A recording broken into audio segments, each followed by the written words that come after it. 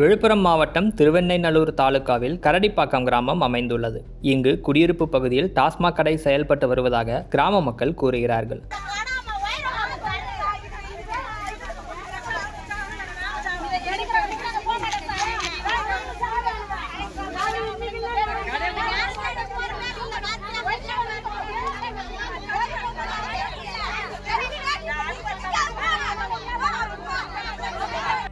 இந்த கடையால் தங்களுக்கு பெரும் அச்சுறுத்தல் இருப்பதாக கிராம மக்கள் தெரிவித்துள்ளார்கள். பள்ளி வாகனங்கள், ஆம்புலன்ஸ் வாகனங்கள் இப்பகுதியை கடப்பதில் சிக்கல் இருப்பதாகவும் அவர்கள் குறிப்பிடுகிறார்கள்.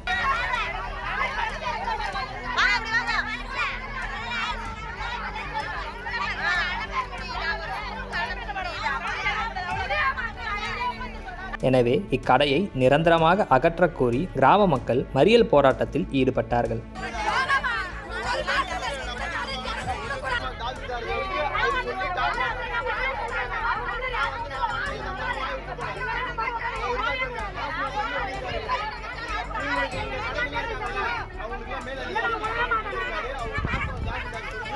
ஒரு மாதம் பொறுத்து கொள்ளுங்கள், உங்களுக்காக செய்து தருகிறேன் என காவலர் சமாதான முயற்சியில் ஈடுபட்டார்.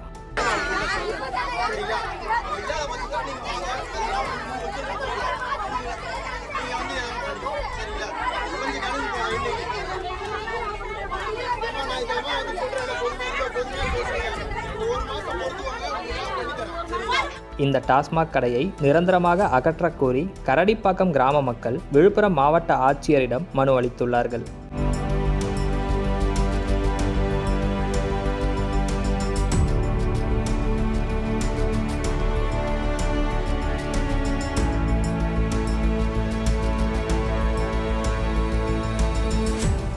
இந்த ஒயின் ஷாப் எடுத்தால் நல்லாயிருக்கும். 10 நாளைக்கு முன்னே நாங்கள் போராட்டம் பண்ணோம். போராட்டம் பண்ணதுக்கு அவங்க எதுவுமே சொல்லலை. 20 நாளில் எடுக்கிறோம் அப்படின்னு சொன்னாங்க. இப்போ பெட்டிஷன் கொடுத்தோம். எங்களுக்கு எப்போ நாங்கள் பெட்டிஷன் கொடுத்தாலும் நான் எடுக்கிறேன் எப்படி தான் ஒரு வார்த்தை சொல்கிறாங்கச்சி, அது எடுத்த பாடில்லை. இதால் எங்களுக்கு எவ்வளோ கஷ்டமாக இருக்குது. பசங்க ஸ்கூலுக்கு போகிற பசங்க போய் வர முடியல, கை பிடிச்சி இழுக்கிறாங்க, வர முடியல. பெண்கள் பசங்க ரொம்ப மோசம், வீட்டை அழுகுறாங்க. என்னால் முடியல, எனக்கு இந்தமாரி ரொம்ப டார்ச்சர் பண்ணுறாங்க, என்னை கை பிடிச்சி இழுக்கிறாங்க, ஒரு மாதிரியாக பேசுகிறாங்க. ரொம்ப கஷ்டமாக இருக்குது இந்த ஒயின் ஷாப்பால். எங்களுக்கு சின்ன சின்ன புள்ளைய வச்சுக்கின்னு இருக்க முடியல. குடுக்குடுன்னு ஓடாதுங்க. வண்டி மேலே எடுத்துன்னு ஏற்றுறாங்க. ஏற்றிட்டு அவங்க மட்டும் எதுவும் கேட்காம கொள்ளாமல் போயிடுறாங்க. இப்போ கரடிப்பாக்கத்துலேருந்து செம்மா இருக்குதா ஸ்கூல் வேணும், போகணும் வரணும். அந்த வழி வரும்போது ஒயின் ஷாப்பில் என்ன பண்ணுறாங்க, குடிச்சிட்டு அடிக்கிறாங்க. டிரைவரை பிடிச்சி ஒரு நாள் அடிச்சிட்டாங்க. அவங்க என்ன சொல்கிறாங்க, ஸ்கூல் வேணுங்க, நான் வரமாட்டோம். அந்த வழியில் வந்தால் ஸ்கூலில் அடிக்கிறாங்க, குடிச்சிட்டு எங்களை அடிக்கிறாங்க, கொல்றாங்க. அதனால் நாங்கள் வரமாட்டோம்னு சொல்லிட்டு இப்போ எங்கள் ஸ்கூல் பசங்களாம் நாங்கள் எப்படி ஸ்கூலுக்கு அனுப்ப முடியும்? குடிச்சிட்டு இப்போ நிறுத்திட்டாங்க, ஸ்கூலுக்கு பார்த்து விட்டுட்டு நிறுத்திட்டாங்க. குடிச்சிட்டு அடித்தா என்ன பண்ண முடியும்? அவங்க வந்தால் தானே நாங்கள் ஸ்கூலுக்கு என் பிள்ளைய படிக்க வைக்க முடியும். 10 நாள்களில் நடவடிக்கை எடுக்காவிட்டால் மீண்டும் மறியல் போராட்டத்தில் ஈடுபடுவோம் என்றும் அவர்கள் எச்சரித்துள்ளார்கள். எங்கள் ஊரில் ஒயின் ஷாப்பில் நிறைய பேர் குடிச்சிட்டு பிரச்சனை பண்ணிடுறாங்க. ஊரில் மக்கள் நிம்மதியாக வாழ முடியல. வண்டியில் வரவங்கலாம் போதை தலைக்கீழாக அதிக ஸ்பீடில் வண்டி ஓட்டுறதுனால நிறைய பேருக்கு இடிச்சு தள்ளி நிறைய பேர் ஆக்சிடென்ட் ஆகி போகுது. அதனால் ஸ்கூல் பசங்க போயிட்டு வரதுக்கு ரொம்ப சிரமமாக இருக்குது.